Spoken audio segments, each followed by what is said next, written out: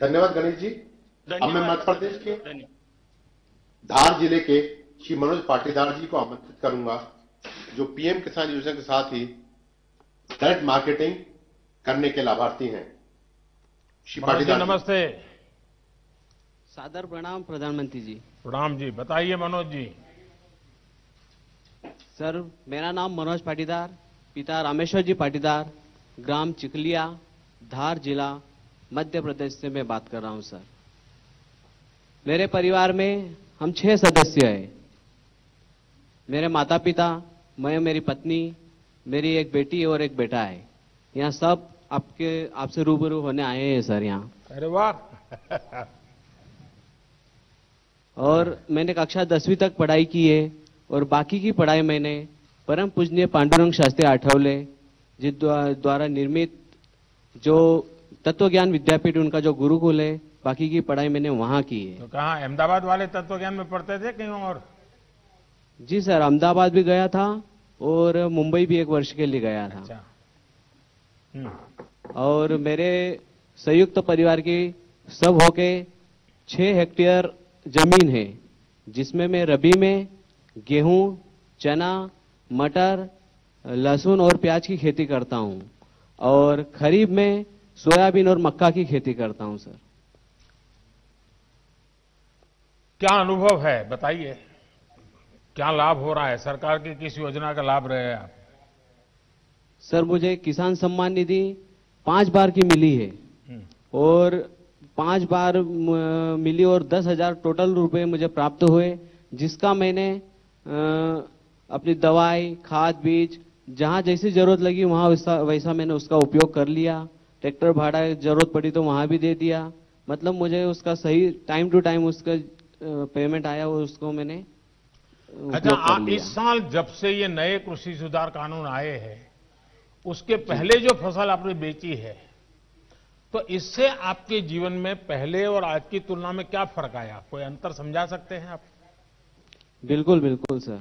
पहले ये जो नया कृषि कानून जो आया है, इसकी वजह से आज एक हमें नया विकल्प मिल गया है। पहले हमारे पास एक ही द्वार था, वो था मंडी का। लेकिन अभी हम किसी निजी व्यापारी या किसी अन्य संस्थान को हमारा माल हम बेच सकते हैं।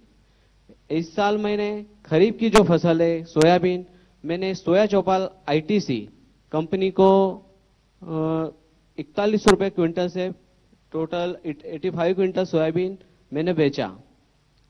वहां मुझे उसकी खासियत ये लगी चौपाल की कि वहां पे एक दिन पहले ही हमें दर प्राप्त हो जाती है और हमारे सामने बड़ा कांटा होता है, उसे हमारे सामने चेक भी करवाया जाता है और सेम डे हमें पेमेंट मिल जाता है। और वहाँ की दूसरी भी अच्छी खासियत है कि हमारा जो माल है हमारे सामने उसका परीक्षण किया जाता है कि भाई इसमें इतनी दागी है, इतनी मिट्टी है, इतना मॉइस्चर है, और वो हमें डिटेल में सब बता देते हैं कि भाई इतना इतना है, आपको चाहे तो ये रेट है आपका, आप चाहो तो बेचो या आपकी इच्छा। तो नए कृषि कानून से मुझे ये जो एक और द्वार मिला है हमारा माल बेचने का, ये बहुत अच्छा लगा। आपको संतोष है? जी सर। आपके इलाके के और भी किसान फायदा उठाते हैं? बहुत किसान उठाते हैं सर। अच्छा, फिर कुछ नेता जो अपना राजनीतिक एजेंडा चलाने के लिए अपनी राजनीतिक विचारधारा किसानों के नाम पर थोपने में लगे हुए हैं और वो कह रहे हैं कि इससे तो किसानों को बड़ा नुकसान होगा। आप तो खुद किसान हैं और आप कह रहे हैं फायदा होगा, तो कहीं ऐसा तो नहीं है प्राइवेट वाले दाम इधर उधर करके मिट्टी है, टिकना है, फलाना है और आपके पैसे काट लेते हैं? ऐसा तो नहीं होता है ना सर? अगर ऐसा वो बता देंगे तो हम हमारा माल देंगे ही नहीं, और दूसरी बात वो हमें हमारा पूरा परीक्षण हमारे सामने करके देते हैं। मतलब अलग से किधर लेके नहीं जाते हैं, हमारे सामने हमको बताते हैं कि ये इसमें इतना मिट्टी है तो इतना पेमेंट इसका कटेगा या नहीं कटेगा, या तो वो हमें सलाह दे देते हैं कि आप भाई इसको ग्रेडिंग करके ले आओ, मॉइस्चर हो तो सूखा कर ले आओ। यानी आपको पूरी तरह विश्वास है कि इस नई व्यवस्था से किसान को सचमुच में लाभ होगा? हाँ हाँ, हमें बिल्कुल विश्वास है सर। चलिए मनोज जी, मैं बहुत आभारी हूं आपका, और आपके पूरे परिवार के लोग यहाँ आए हैं, मैं उन सबको भी प्रणाम करता हूं। और आपने सर मेरा एक निवेदन है सर। जी जी बताइए।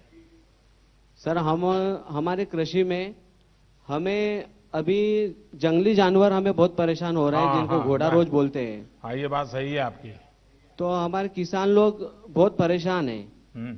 मुझे आज एक जगह मिल गई है कि डायरेक्ट मैं आपसे ये बात कर नहीं, सकूं। ये बात सही तो है। मैं कई जगह पे ये, जब मैं गुजरात में मुख्यमंत्री था तब भी ये समस्या मेरे सामने आती थी।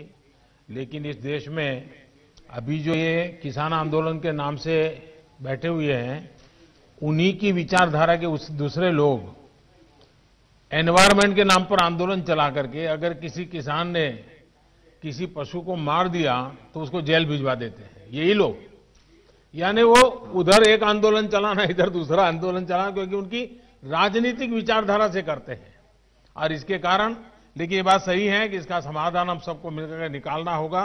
और हिंदुस्तान के कई कोने में ये इस प्रकार की समस्या है। लेकिन मनोज जी, मैं आपका आभारी हूं, आपने इस बात का मेरे ध्यान पर आकर्षित किया। धन्यवाद जी। धन्यवाद जी। धन्यवाद सर, धन्यवाद। अब मैं तमिलनाडु के कृष्णगिरी जिले के श्री एम सुब्रमणी को आमंत्रित करूंगा, जो पीएम किसान योजना के साथ ही सूक्ष्म सिंचाई योजना के भी लाभार्थी हैं। श्री सुब्रमणी जी। वणक्कम। வணக்கம் பிரதமருக்கு வணக்கம். हाँ बोलिए। உங்களை பத்தி சொல்லுங்க, உங்க இதை பத்தி, குடும்பத்தை பத்தி சொல்லுங்க, உங்களுக்கு எவ்வளவு நிலம் இருக்குது அதை பத்தி சொல்லுங்க. வணக்கம் பிரதமருக்கு. என் பேர் சுப்பிரமணி, கிருஷ்ணகிரி மாவட்டம்.